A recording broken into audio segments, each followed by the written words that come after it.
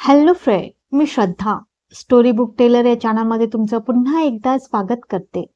आपण ऐकत आहोत सौ शोभा राऊत यांची लिखित कादंबरी अवचित होता भेट तुझी. चला तर मग ऐकूया भाग 11. हे कोणते फळ आहे?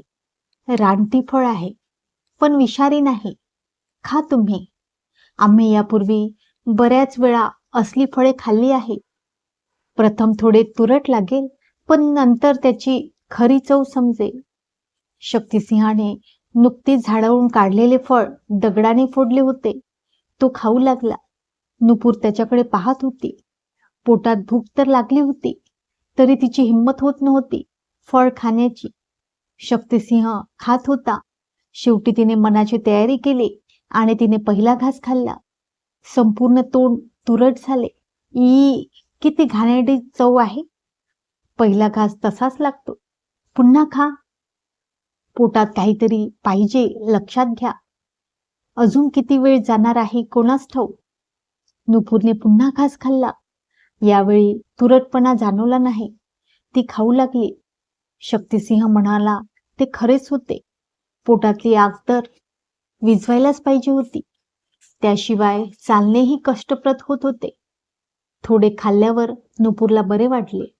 मरगळलेली नुपूर थोडी ताजीतवानी झाली. मनातच तिने कबूल केले, हा सांगतो ते ऐकणेच योग्य. रणरणती दुपार होती. उन्हे चांगलीच तापलेली होती, पण जंगलामुळे उन्हाचा तडाखा जाणवत नव्हता. नुपूरचे अंग चांगलेच दुखू लागले होते. चला निघूया. अंग अगदी मोडून आले आहे. पाय तर खूप दुखतात. नुपूर सहन न झाल्यामुळे बोलून गेली. आधी नाही सांगायचे. त्याने खिशातून औषधांच्या टॅब्लेट्स बाहेर काढल्या. त्यातील एक तिच्या हातावर ठेवली. पाण्याची बाटली दिली. तिने कसलाही विचार न करता गोळी तोंडात घातली. पाणी प्यायले. थोडा वेळ विश्रांती घ्या. एकदा बसले जास्त वेळ तर उठावे वाटणार नाही. त्यापेक्षा निघूया. जीवावर येत नुपूर उठलीच. थोडे पुढे गेल्यानंतर ती शक्तिसिंहाला म्हणाली, तुम्ही थांबा, मी आलेच 2 मिनिटात. जपून. एका शब्दात शक्तिसिंहाने तिच्याबद्दलची काळजी व्यक्त केली. नुपूर आडोशाला गेली. परतताना चुकून ती काटेरी झुडपात अडकली. तिच्या अंगात काठी घुसू लागली. ती ओरडली. तिचा आवाज ऐकून शक्तिसिंह धावला. हातातल्या काठीने काटेरी झुडपात वाट केली. या इकडून सावकाश. रडवेली नुपूर कशीबशी बाहेर आली. तिच्या अंगात काही ठिकाणी काटे बोचले होते, काही ठिकाणी घुसले होते. तिला वेदना होऊ लागल्या होत्या. तिला बाजूला घेऊन शक्तिसिंह तिच्या अंगात घुसलेले काटे काढू लागला. ती ओरडत होती. तिला असह्य वेदना होत होत्या. जरा हळू काढा ना. हळू कसे काढणार? ओढल्याशिवाय काठे निघणार कसे? वेदनेने विवळणाऱ्या नुपूरला त्याचे हे बोलणे आवडले नाही. राहू देत काटे माझ्या अंगात. काटे तसेच ठेवले तर काय होईल हे मी सांगण्याची आवश्यकता नाही तुम्हाला. हळू काढतो म्हणायला काय बिघडले होते? ती रागाने म्हणाली. बिघडले माझे नाही, तुमचे आहे. काट्याच्या झुडपात जाताना समजले नाही? दिसत नव्हते? शक्तिसिंहही रागाने म्हणाले. दिसले असते तर कशाला मरायला गेले असते?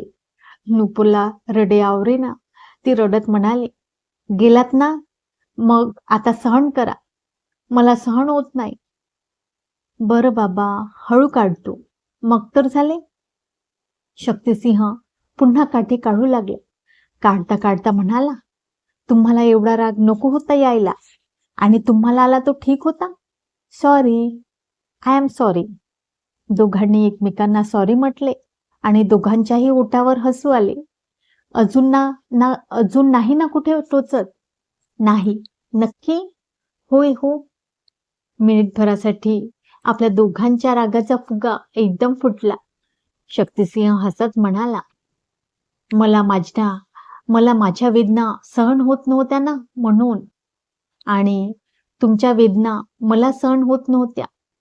शक्तिसिंह सहज बोलून गेला आणि नुपूरने चटकन त्याच्याकडे पाहिले.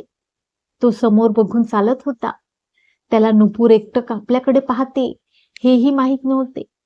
नुपूरने आपली नजर वळवली, पण त्याचे ते वाक्य तिच्या हृदयात खोलपर्यंत गेले होते.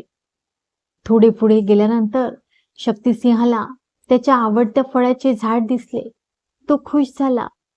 नुपूर, या झाडांची फळे काढतो. माझी आवडती आहे. मगाशी खाल्ली तशी? ती तुरट होती. ही गोड आहेत. तुम्हाला नक्की आवडतील. तुम्ही निवांत विश्रांती घ्या. मी फळे काढतो. त्याने अंगातले मोठे जॉकेट काढले. पाठीवरची सॅकही खाली ठेवली. त्यातली एक कॅरीबॅग घेतली. जॉकेट खाली ठेवले आणि तो त्या झाडावर चढू लागला. काही वेळ नुपूर तो कसा चढतो हे पाहत होती. तिची नजर सभोवार फिरली. थोड्या अंतरावर तिला झाडे झुडपे नसलेला भाग दिसला. प्रथमच ती असा भूभाग बघत होती. आता तिकडे झाडी झुडपे नव्हती. तिने विचार केला, शक्तिसिंह झाडावरून उतरेपर्यंत आपण तेथे जाऊन विश्रांती घ्यायला हवी. नाहीतरी त्याने आपल्याला निवांत विश्रांती घ्यायला सांगितले आहे. तिने त्याच्या सॅकमधील छोटी सतरंजी काढली आणि ती त्या मोकळ्या वाटणाऱ्या दिशेकडे जाऊ लागली. ती चालत होती. सतरंजी टाकून त्यावर अंग झोकून देण्याचे तिने ठरवले. नुपूरने पुढे पाऊल टाकले आणि तिचा पाय खोल जाऊ लागला. ती खोल जात असल्याचे तिच्या लक्षात आले. ती ओरडू लागली, मी दलदलीत सापडले, लवकर या. शक्तिसिंह, लवकर या. दलदलीत सापडले मी. शक्तिसिंहाच्या कानावर तिचा आवाज गेला. दलदलीत सापडले? तो सरासर उतरू लागला. शेवटी त्याने सरळ खाली उडी टाकली. खाली जॅकेट होते. पटकन त्यातून दोरी काढली आणि तो आवाजाच्या दिशेने पळू लागला. समोर त्याला कमरेपर्यंत बुडालेली नुपूर दिसली आणि त्याच्या पायाखालची जमीन सरकली. नुपूर हात झाडीत होते. क्षणाक्षणाला ती दलदलीत बुडत होती. नुपूर, जास्त हालचाल करू नका. शांत रहा. शक्तिसिंहाने तिला सूचना देतच एका मोठ्या झाडाला दोरीची गाठ बांधली. गाठ पक्की झाली याची खात्री होताच तो तिच्याकडे गेला. दलदल कुठून सुरू झाली याचा अंदाज घेत एका हाताने दोरी धरीत दुसरा हात त्याने नुपूरकडे केला. नुपूर, आमचा हात धरा. प्लीज प्रयत्न करा. तो जेवढा पुढे झुकता येईल तेवढा झुकला होता. नुपूरने प्रयत्न करून त्याचा हात पकडला, पण तिच्या हाताला लागलेल्या चिखलामुळे तिचा हात सुटला आणि ती जास्तच खोल जाऊ लागली. शक्तिसिंहाने पॅन्टच्या खिशातला रुमाल आपल्या हाताला गुंडाळला, बांधला आणि त्याने पुन्हा एकदा आपला हात पुढे केला. तोही प्रयत्नाची शिकस्त करीत होता. नुपूरनेही आपला हात पुढे केला. पटकन तिचा हात पकडला त्याने आणि जोर देऊन तो तिला बाहेर ओढू लागला. इंचाने ती बाहेर येऊ लागली. कुठल्याही क्षणी हात सुटला तरी ती धपकन दलदलीत पडून वेगाने खाली जाणार हे शक्तिसिंह जाणून होता. म्हणूनच तो हळूहळू तिला ओढत होता. तिचा हात आपल्या हातातून सुटणार नाही याची काळजी घेत होता. एक चूक आणि तिची समाधी हे तो पुरेपूर जाणून होता. त्याने नुपूरला ओढून बाहेर काढले. शक्तिसिंहाच्या मनावरचे टेन्शन कमी झाले आणि तेथे राग उफाळून आला. तिला ढकलून बाजूला करीत तो जवळजवळ ओरडलाच, कळत नाही तुम्हाला? एकदा सांगितले होते ना, विचारल्याशिवाय काही करू नका. मग इथे मरायला का आलात? जीव स्वस्त वाटू लागलाय का? मग मला कशाला एवढा त्रास दिला? म्हणत त्याने रागाने थोबाडीत दिली. शक्तिसिंहाला खरोखरच तिचा खूप राग आला होता आणि तो त्याच्या कृतीतून बाहेर पडला. घाबरलेली नुपूर जास्तच घाबरली. ती मटकन खालीच बसली, रडू लागली. संपूर्ण शरीर थरथर कापत होते. तिच्या तोंडातून शब्दही बाहेर पडत नव्हता. तिच्या हातापायाची शक्तीच नाहीशी झाली होती. शक्तिसिंह बोलत होता आणि त्या शब्दांनी ती जास्तच घायल होत होती. शक्तिसिंहाचा राग थोडा शांत झाला. त्याने वळून तिच्याकडे पाहिले आणि तिची दयनीय अवस्था पाहून त्याला भरून आले. आपण आपलाच राग काढतोय, पण तिची अवस्था किती वाईट आहे. प्रत्यक्षात स्वतःचे मरण पाहून आली आहे ती आणि आपण तिलाच बोलत राहिलो. चक्क हात उचलला तिच्यावर. तो पुढे झाला. गुडघ्यावर बसला तो. आपल्या हाताने तिचे डोळे पुसू लागला. त्याच्या कृतीने नुपूर जास्तच रडू लागली आणि दुसऱ्या क्षणी तिने शक्तिसिंहाला मिठी मारली. नुपूरने त्याला अगदी गच्च धरले होते, जणू तिला अजूनही आधाराची गरज आहे. शक्तिसिंहाचे हात तिच्या पाठीवर विसावले. काही वेळाने तो हळुवार आवाजात म्हणाला, आता संकट टळले आहे, घाबरू नकोस, तू पूर्णपणे सुरक्षित आहेस. त्याने तिला समोर धरले. नुपूर, माझ्याकडे बघ, उघड डोळे, हं, बघ माझ्याकडे. शाब्बास, आता कशाला रडायचे, मी आहे ना. तुझ्यावर येणारे हर एक संकट मी माझ्यावर घेईल. माझ्या जीवात जीव असेपर्यंत मी तुला काहीही होऊ देणार नाही. म्हणत त्याने तिच्या कपाळावर ओठ टेकवले. शक्तिसिंहाचे ते हळुवार एकेरीत येऊन बोललेले शब्द तिच्या कानात रुंजी घालत होते आणि त्याहून हळुवारपणे त्याने घेतलेले तिच्या कपाळाचे चुंबन. त्याही स्थितीत ती भारावून गेली. कुठले तरी अनामिक चैतन्य तिच्या शरीरात दौडू लागले. निर्जीव झालेल्या तिच्या हातापायामध्ये तिच्याही नकळत जोर आला. ती उठली. स्वतःकडे पाहत ती म्हणाली, शे, चिखलाने किती बरबटले मी आणि आम्हालाही बरबटून टाकले. चला शोधूया पाणी मिळते का. दोघे चालू लागले. पण नुपूरला चिखलाने ड्रेस माखल्यामुळे नीट चालता येईना. तोही तिच्या बरोबर सावकाश चालू लागला. खरे म्हणजे मला कल्पनाच आली नाही तेथे दलदल असेल याची. दलदल ओळखता येत नाही. पण तुम्ही तिकडे कशाला गेला होतात. तुम्हीच म्हणाला निवांत विश्रांती घ्या, म्हणून कायमची विश्रांती घेण्याचा प्लॅन केलात. सॉरी, आम्हीही स्वतःचा तोल सोडला, तुमच्यावर हात उचलला. तुम्हाला कळायची नाही माझ्या मनाची काय अवस्था झाली होती. तुमचं मरण तुमच्यापासून फक्त 1 फुटावर होतं. म्हणजे फक्त 1 फूट शरीर दलदलीच्या बाहेर होते तुमचे. होय हो, मला तर वाटले होते आता काही मी जगणार नाही. मला माझे आई, पप्पा, भाऊ सगळ्यांची आठवण झाली होती. आणि डॉक्टर पराग, हसतच शक्तिसिंहाने विचारले. त्याची नाही आठवण झाली. आश्चर्य आहे. त्यात कसले आश्चर्य. आमचा फक्त साखरपुडा झालेला आहे. तशी त्याची माझी त्याला पुरती ओळखही नाही. आणि आमची त्यावेळची अवस्था काय सांगायची. वाटले आता तुम्ही दलदलीत बुडणार. आमच्या देखत तुमचा शेवट आम्ही कसा पाहणार. कोणत्या तोंडाने आम्ही इतरांच्या समोर जाणार. एक जबाबदारी आम्ही पार पाडू शकलो नाही हे कसे सांगणार. आणि त्याहीपेक्षा तुमचे हे डोळे जे अपेक्षेने आमच्याकडे पाहत होते ते तर आम्ही आयुष्यभर विसरू शकलो नसतो. कदाचित आम्ही कधी घरचे तोंड पाहिले नसते. आम्हीही आमचे शरीर त्यागले असते. माझ्यासाठी मी कोण कुठली, ना नात्याची ना गोत्याची, ना ओळखीची ना पाळखीची. तरी सुद्धा नात्याच्या नसाल पण ओळखीच्याही नाहीत तुम्ही. त्यानेच तिला प्रश्न केला. तुमच्या दृष्टीने आपल्यात कोणताच संबंध नाही. पुन्हा त्याने विचारले. तो स्थिर नजरेने तिच्याकडे पाहत होता. त्याची ती स्थिर नजर नुपूरच्या हृदयात उलथापालथ करीत होती. काय ते तिला समजत नव्हते, पण काहीतरी आहे. ती मनातच विचार करीत होती. तिच्याकडून कुठलेच प्रत्युत्तर आले नाही. मनातून तो नर्वस झाला. या मुलीसाठी आपण जीवाचे रान करतो आहोत. वारंवार आपला जीव धोक्यात घालतो आहोत. तिची घेता येईल तेवढी काळजी घेतो आहोत. आजपर्यंत आपण हे कोणासाठीही केलेले नाही. तरीही तिला आपण परके वाटतो आहोत. निदान मैत्रीचा धागा तरी बांधायचा होता तिने. जाऊ दे, आपण आपले कर्तव्य करायचे. आता यापुढे जेवढ्यात तेवढेच वागायचे. शक्तिसिंह आपल्याच विचारात चालला होता. शक्तिसिंहाच्या कानाने तो आवाज ओळखला. नक्कीच जवळपास नदी आहे.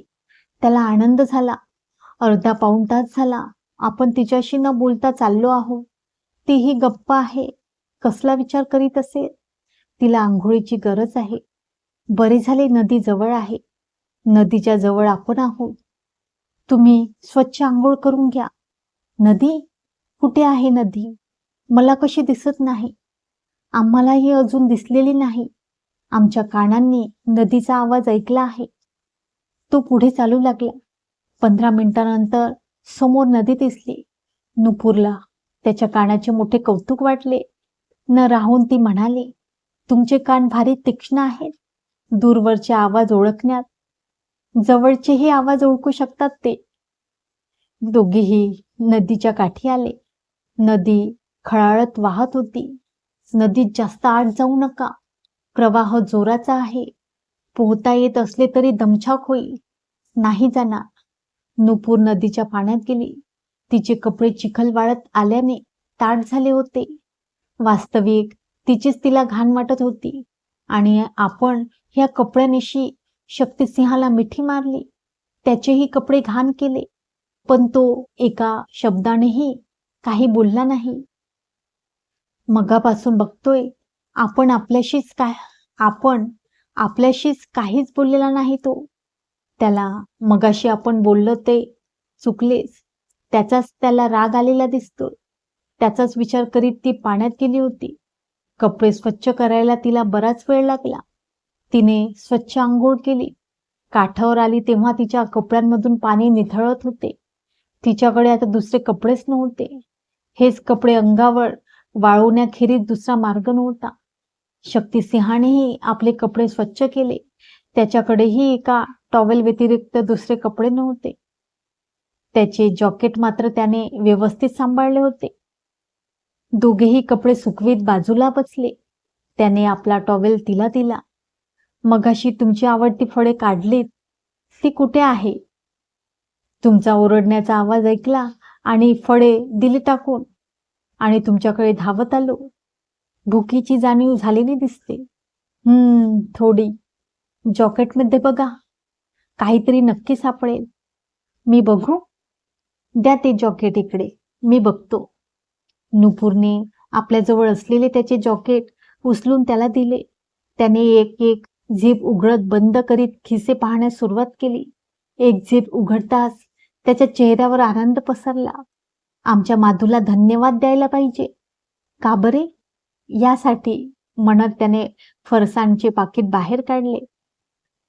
अरे वा! नुपूरलाही फरसाण बघून बरे वाटले होते. शक्तिसिंहाने फरसाणाचे पाकिट उघडून दोघांच्या मध्ये ठेवले.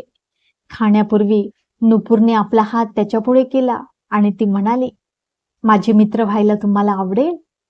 तिचा हात आपल्या हातात घेत शक्तिसिंह म्हणाला, नक्कीच आवडेल. आता आपल्या संबंधाला मैत्रीचे नाव मिळाले. मगाशी तुम्हाला राग आला होता ना, आता गेला. नक्की?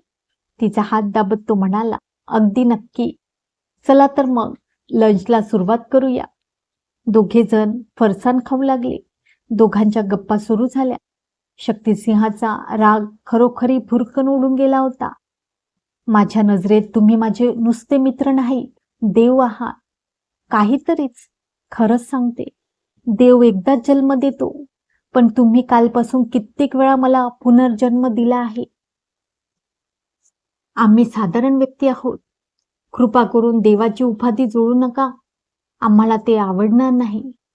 ओके, देव म्हणत नाही, पण एक सांगते, मी जगाच्या पाठीवर कुठेही असेल, पण तुम्हाला कधीच विसरू शकणार नाही. खरेच, तुमची शपथ. शपथ जवळच्या आणि आवडत्या व्यक्तीची घेतात. नुपूरला हसू आले. मनातच ती म्हणाली, या क्षणी तुम्ही सर्वात जवळचे आहात आणि आवडते देखील. चला तर मित्रांनो, आता इथेच थांबूया. भेटूया उद्याच्या भागात. तोपर्यंत नमस्कार.